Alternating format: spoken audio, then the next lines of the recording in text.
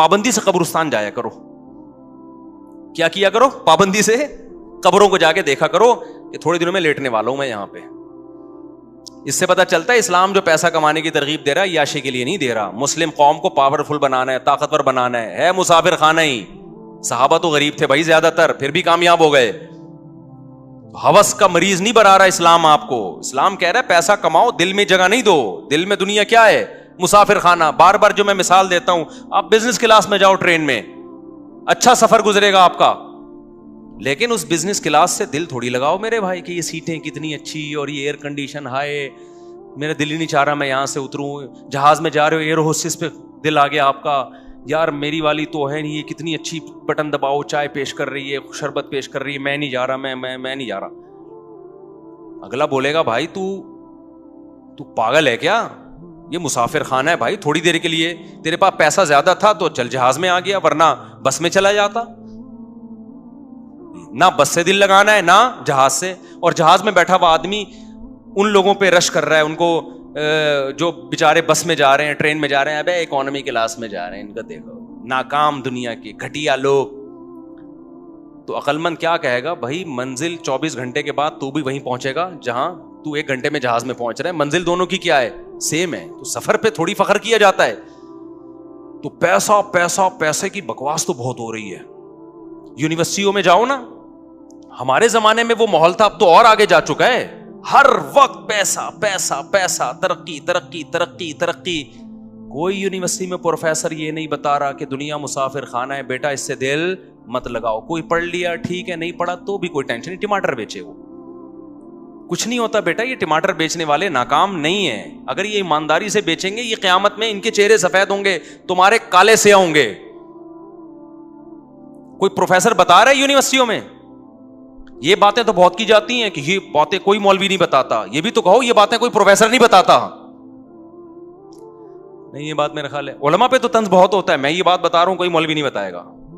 لیکن کچھ اچھی باتیں ہیں جو پروفیسروں کو بھی بتانی چاہیے, لیکن کوئی پروفیسر نہیں بتاتا. خود پروفیسر ڈپریشن میں نفسیاتی ڈاکٹر خود ڈپریشن میں جا رہے ہیں, کیونکہ وہ کہہ رہے ہیں ہم نے نفسیات پڑھی تھی اتنی محنت سے کہ ہم لوگوں کو ڈپریشن سے نکالیں گے اور اس کے ہم پیسے لیں گے. لوگ ڈپریشن میں جا ہی نہیں رہے. ان کو اس بات کی ڈپریشن ہو رہی ہے, پیشنٹ ہی نہیں آ رہے. یا سارے ڈپریشن میں جا رہے ہیں لیکن وہ ادھر اس کو اس بات کی ڈپریشن ہو رہی ہے کہ پبلک ڈپریشن میں کیوں نہیں آ رہی ہے. یار نہیں بھی ہو رہی تو ہوگی نا اس بات کی اس کو. اگر بالفرض نہیں ہو رہی تو کسی ڈاکٹر کو اگر ڈپریشن کے مریض نہ ملے تو وہ تو اسی پہ ڈپریشن میں نے یار پڑھا ہوا سارا میرا برباد ہو گیا. میرے پاس آئے گا, میں کہوں گا کوئی بات نہیں, ٹماٹر بیچ یار, تو ٹھیلا لگا, تو نے نفسیات پڑھی ہے اور کوئی تجھے نفسیات کا پیشنٹ نہیں مل رہا, یا مل تو رہے ہیں لیکن وہ تو ان کا علاج نہیں کر پا رہا, وہ کہنے ہم پھر بھی ٹھیک نہیں ہو رہے, ہم نہیں آ رہے, یا تجھے تمہاری مرضی کی فیس نہیں دے رہا, تو تم یہ کام چھوڑ کے کیا لگاؤ, ٹماٹر بیچو. نفسیاتی ڈاکٹر کر لے گا, کہہ رہا ہے بھائی میں ڈپریشن سے مر جاؤں گا. ابے تو اس کا مطلب جب تو خود اپنے آپ کو ڈپریشن سے نہیں بچا سکتا تو دوسروں کو کہاں سے بچائے گا تو. اصل ڈپریشن سے بچانا یہ نہیں ہے کہ ٹماٹر والے کو لینڈ کروزر میں ڈال دو, پھر تو سارے ڈپریشن سے نکلیں گے. اصل تو یہ ہے کہ جس حال میں, کیونکہ خدا ہم سے اپنی مرضی کے مطابق معاملہ کرتا ہے, ہماری چاہتوں کے مطابق معاملہ. ہر ٹماٹر والا چاہتا ہے کہ میں لینڈ کروزر میں گھوموں, لیکن خدا کی مرضی ہوتی ہے تو گھما دیتا ہے, نہیں ہوتی تو نہیں گھماتا. تو نفسیاتی ڈاکٹر کا کام یہ نہیں ہے کہ جو غریب ہے اس کی ڈپریشن پیسے دے کے ختم کرے. اس کا کام یہ کہ غریب کو غربت ہی میں ڈپریشن سے بچائے. تو کوئی نفسیاتی ڈاکٹر سے پوچھ لے کہ حضرت اگر آپ غریب ہو گئے تو یہ فارمولا آپ پہ فٹ ہوگا؟ وہ کہے گا ہاں, تو آپ کو ٹھیک ہے, آپ یہاں سے نکلو, ٹماٹر بیچو, اب ٹماٹر بیچو. ٹھیک ہے, کوئی یہ صحیح نہیں ہے کہ کلینک بند کر کے وہ ٹماٹر بیچے, لیکن حالات ایسے آ سکتے ہیں کہ نہیں آ سکتے.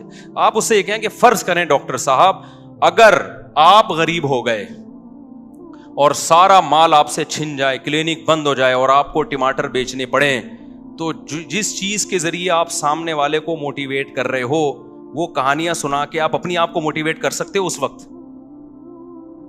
تو اس کا ضمیر کہے گا بالکل بھی نہیں. اس کا مطلب ان تلوں میں تیل بولو نہیں ہے.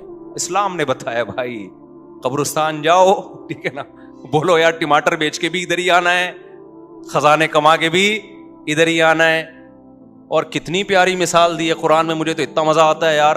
ہم جب مولوی بنے نا تو ہمارے لیے, میں اس پہ اس لیے بھی زیادہ بولتا ہوں, ہمارے لیے یہی چیلنج تھے, تو ہمیں یہی چیزیں سمجھا دی حضرت نے ہمارے لیے. تو میں تو بالکل, ہمارے خاندان میں پہلے تو علماء گزرے ہیں, لیکن یہ جو نئی جنریشن ہے اس میں تو مولوی بننا ایک بہت بڑا عیب سمجھا جاتا ہے. اب میرے خاندان میں میرے کزن آرمی میں آفیسر ہیں, 2 کزن ہیں میرا خیال ابھی کرنل بن گئے ہوں گے, اور ڈاکٹر ہیں, انجینئر ہیں, اچھے, ہمارا ایجوکیٹڈ خاندان ہے, پڑھا لکھا خاندان ہے. مجھے خیال آیا مولوی بننے کا. جب میں مدرسے گیا تو سب سے بڑا سوال یہ ہے, کوئی ڈگری کیا ہوگی آپ کے پاس, اس کی ویلیو کیا ہوگی, پیسہ کیا ہوگا, کماؤ گے کہاں سے, کھاؤ گے کہاں سے. سب سے بڑے سوالات ہی بڑے بڑے پہاڑ تھے سوالوں کے. تو ہمارے حضرت فرمایا دنیا کیا ہے بھائی, مسافر خانہ ہے, ٹھیک ہے نا. ہم نے اس وقت سے انجوائے کر رہے ہیں الحمدللہ, اور انجوائے کے نام پہ منہ بھی چڑھا رہے ہیں لوگوں کا, انجوائے کے نام پہ. ابھی کچھ دن پہلے میں کسی مولوی صاحب کے پاس بیٹھا ہوا تھا, انہوں نے کہا یار تم کیا کرتے ہو. میں نے کہا مجھے تو اللہ نے ایسے کھلایا ہے کہ میں آگے آگے بھاگ رہا ہوں, رزق میرے پیچھے پیچھے بھاگ رہے ہیں. مجھے تو اللہ نے ایسے کھلایا بھائی. ہم نے تو ابھی تک اللہ کا شکر ہے مولوی بنتے ہوئے بھی غربت نہیں دیکھی. آپ کہہ سکتے ہو شاید جب میں مولوی بن رہا تھا مدرسے میں 8 سال, تو کروڑوں روپے مجھے گھر سے جیب خرچی ملتی تھی. میں جب بتاتا ہوں نا اپنے پرانے حالات کہ میرے پاس اس کے پیسے بھی نہیں تھے, اس کے پیسے بھی نہیں تھے, اس کا مقصد یہ نہیں ہوتا کہ میں اس وقت اپنے آپ کو غریب سمجھتا تھا. الحمدللہ میں اس وقت بھی اپنے آپ کو دولت مند سمجھتا تھا کہ میری ضرورت اتنی بھی نہیں ہے, پھر بھی مجھے اللہ یہ ضرورت پوری کر رہا ہے. نہیں یہ بات میرا خیال ہے. ہم جب مدرسے میں گئے, دوپہر کھانا 11 بجے لگتا تھا وہاں پہ. میں سوچتا تھا کہ یار میرے تو یہ بھی اوقات نہیں تھی کہ مجھے دوپہر کھانا ملے. کھانا کیا کر رہا ہے, مل رہا ہے مجھے, اور مزہ بھی آ رہا ہے کھانے میں.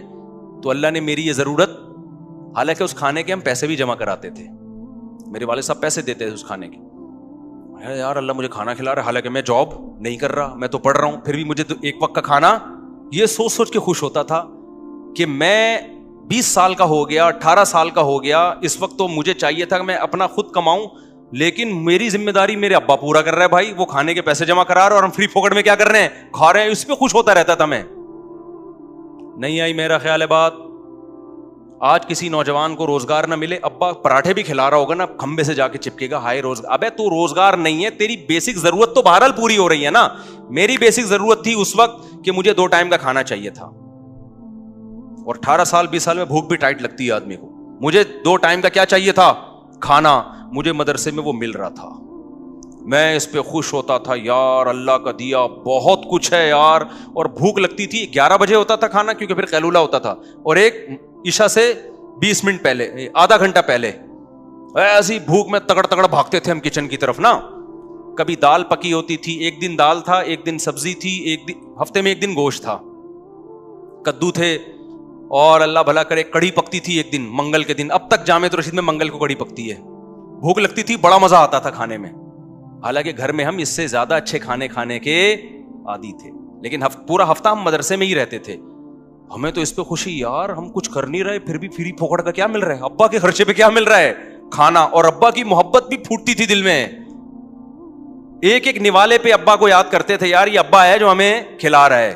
آج ابا خدا کی قسم بچوں کی تعلیم پہ لاکھوں روپے خرچ کر رہا ہے, اور بیٹا باپ کو باپ ماننے کے لیے تیار نہیں ہے, پھر بھی ناشکری کرتا ہے. ابا تو نے میرے لیے یہ کیا, تو نے میرے لیے کیا کیا. اس جو ابا نے ہمیں کھلایا نا 8 سال, ابا نہ دیتے تو مدرسہ اپنے خرچے پہ کھلاتا ہمیں, لیکن ہمارے ابا نے کہا بھائی میرے پاس ہے تو میں اپنے بیٹے کو اپنے خرچے پہ کھلاؤں گا. ویسے تو مدرسے میں طلباء کے لیے جو لوگ آتے ہیں پیسے دیتے ہیں تو طلباء اس پیسوں سے کھاتے ہیں, لیکن ابا نے بولا بھائی جب میرے پاس ہے تو میں کیوں. ہم اس پہ خوش ہو رہے ہیں, یار ابا ہمیں 2 ٹائم کا کیا کر رہے ہیں, ابا کے خرچے پہ ہم کھا رہے ہیں. اتنا اللہ کا شکر ہے, دل بڑا ہوتا تھا یار ابا کے. اور پھر میں نے سوچا یار اگر میری کمائی لگی تو ساری تنخواہ ابا کو دیا کروں گا میں. نہیں یہی بات میرا خیال ہے. آج جب نوجوان کو دیکھتا ہوں نا میں, یار باپ تمہاری تعلیم پہ لاکھوں روپے خرچ کر رہا ہے, گیس کا بل تمہارا باپ دے رہا ہے, بجلی کا بل تمہارا باپ دے رہا ہے, گھر تمہارے باپ نے تمہیں دیا ہوا, یہ سارا کچھ ذرا اپنے خرچے پہ کر کے دکھاؤ نا چند دن. پھر بھی باپ کے سامنے بدتمیزی, پھر بھی اس کا عیب نکالتے ہیں. کتنی بڑی نعمت. پھر جمعرات کو جاتے تھے, والدہ سے ملاقات ہوتی تھی, ماں کی الگ محبت ہوتی ہے بھائی. ہم تو اس میں یار اللہ نے اتنی نعمتیں, فیوچر کیا ہے, کچھ بھی نہیں ہے. لوگ پوچھتے تھے مستقبل, ہم نے کہا مستقبل کیا, میں تو حال دیکھنا ہے بھائی. کھا رہے ہیں منڈ گئے, دوپہر بھی من کے پھوڑتے ہیں. اس کے بعد پھر کیا ہوتا تھا, رات کے وقت ہم پھر مطالعہ کرتے تھے نا, اسٹڈی کرتے تھے, رات کو پھر ہمیں نیند آنا شروع ہوتی تھی ٹائٹ والی. میرے پاس سونے کی کوئی اتنا سا بستر تھا, 1 فٹ کا چوڑائی اس کی, وہ بستر میں بچھاتا تھا رات کو مسجد کے فرش پہ, ایک چھوٹا سا تکیہ رکھا ہوا تھا, ایسا سوتے تھے گھوڑے بیچ کے, اتنی مزے کی نیند آتی تھی.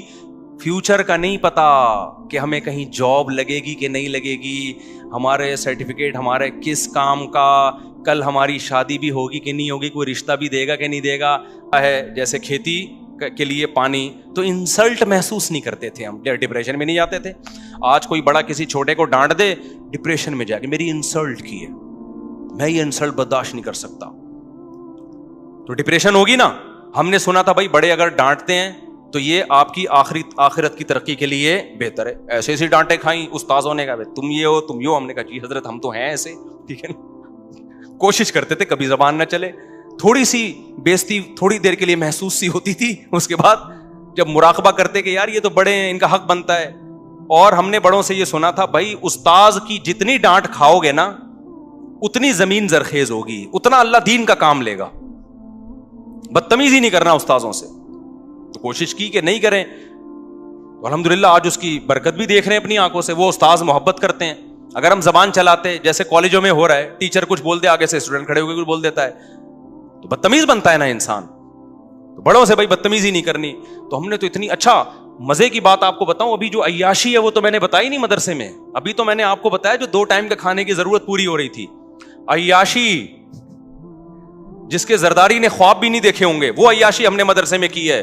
اور یہ میں دل کی کیفیت بتا رہا ہوں, اوپر سے نہیں کہہ رہا. وہ عیاشی کیا تھی, کبھی کبھار لسی بھی جا کے پیتا تھا میں, جیب خرچی ملتی تھی ابا کی طرف سے بھی, بھائی بھی الگ سے دیتے تھے, تو میرے پاس اضافی جیب خرچیاں 2 بھائی میرے دیتے تھے اور 1 ابا, تو 3 جیب خرچیاں میرے پاس الگ سے آ گئی تھی. اس سے میں کیا کرتا تھا, کبھی لسی پی رہا ہوں, کبھی سٹے سے مراد چائے, ہم اس کو سٹا کہتے تھے پیار سے, چائے پی رہا ہوں. پھر ہمارا دل کرتا تھا یار یہ مدرسے کا کھانا اب سبزی کھا کے ہم تھک گئے, جا کے ہوٹل کا قیمہ کھانا چاہیے. ایک بڑا زبردست ہوٹل تھا, وہ وہیں چند دوست مل کے اس سے قیمہ بنواتے تھے ہم, ایسا مزے کا قیمہ لگتا تھا یار وہ ہمیں.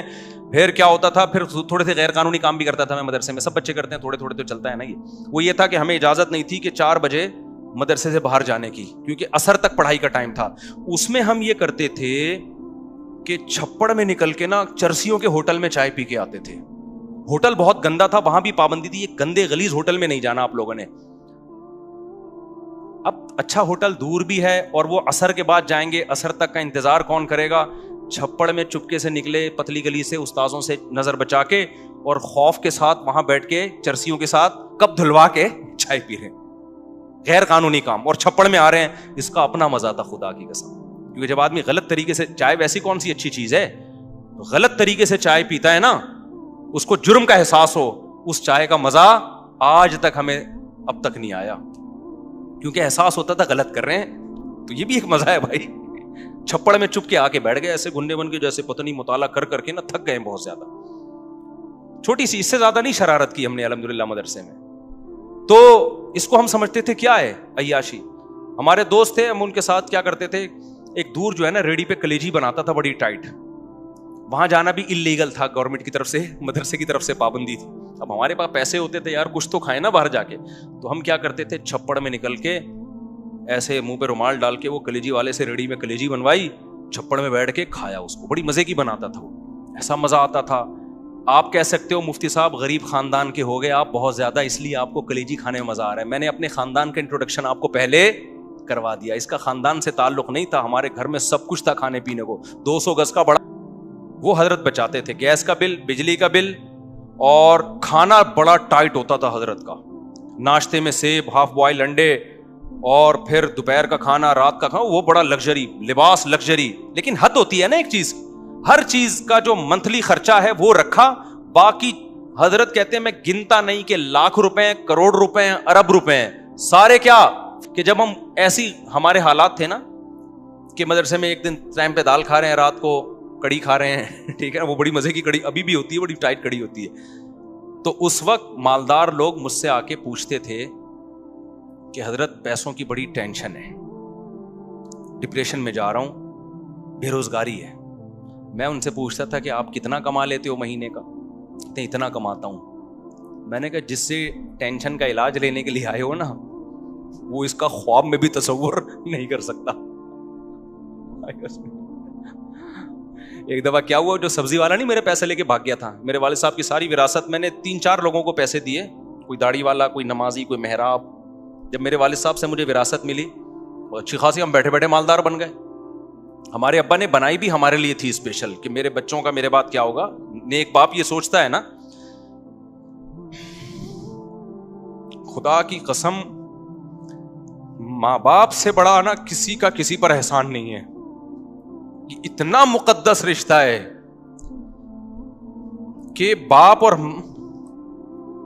ماں جو ہے نا, وہ اپنے آپ کو گھلا کے اولاد کے لیے فکر کرتے ہیں, اور آپس نہیں نکلوا سکتا.